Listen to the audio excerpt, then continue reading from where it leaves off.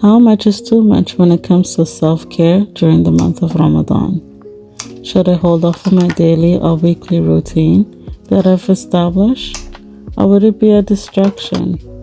We often feel that if we aren't constantly doing, we aren't achieving. But today I want to challenge that idea.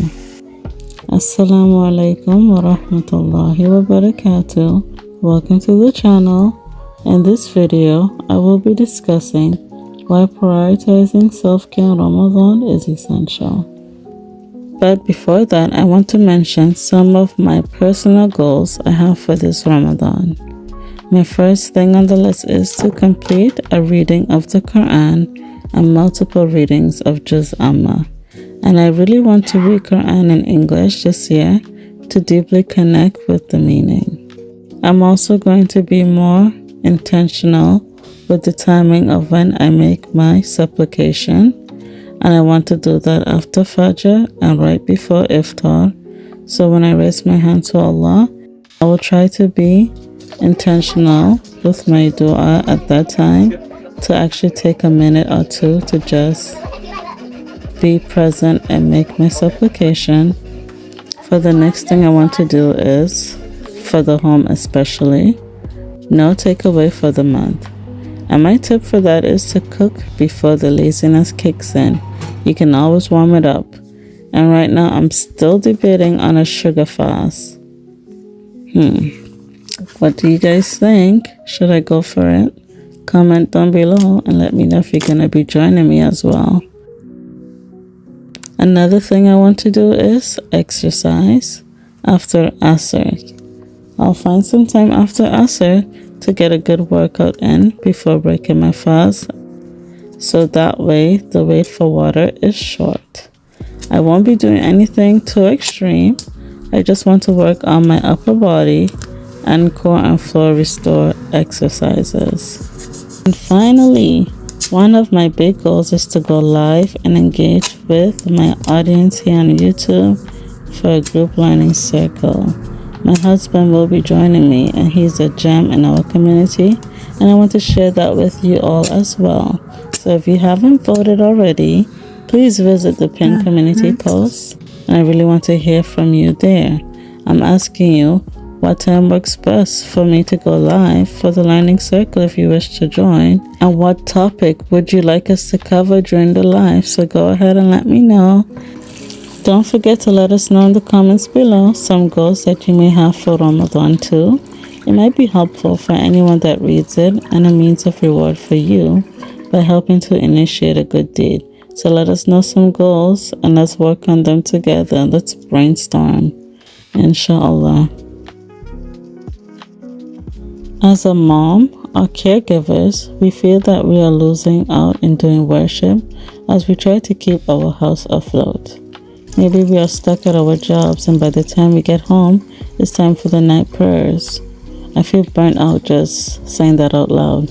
This is why it's important to find time for yourself in Ramadan and take those needed resets when necessary, so that when we do get the moment with just you and Allah, with just Allah and I, we can make the best of it. You are focused, we will be focused, present and intentional with every prayer we make to Him. In those quiet moments, we want to sit and think about all the names of Allah and where in our life that we have seen this manifest. Think of Al-Wadud, the most loving, when you look your children in the face. Think of Al-Hakim, the all-wise, in the moments His guidance was apparent in the no's that we've received in the past. Those rejections were often just redirections from Him. Subhanallah. So that brings us to our next question. How much time should we take? And my answer to that is as often as needed. Try to keep the things that you choose to wind down with within an hour or less before you get back into the groove. I'm not talking about picking up your phone and scrolling through social media. I'm talking about doing something pampering and quiet. Whether that's a skin routine, which is super important. You want to try to stay as hydrated as possible before and after the fast, as well as hydrate your skin. Or maybe you want to read a book, journal, or paint a picture. Find comfort in the quiet and talk to Allah with your heart and mind and connect. As a mom of 3 active children, 7 and under that I home educate, and a new baby girl that I nurse, I'm going to reset as much as possible.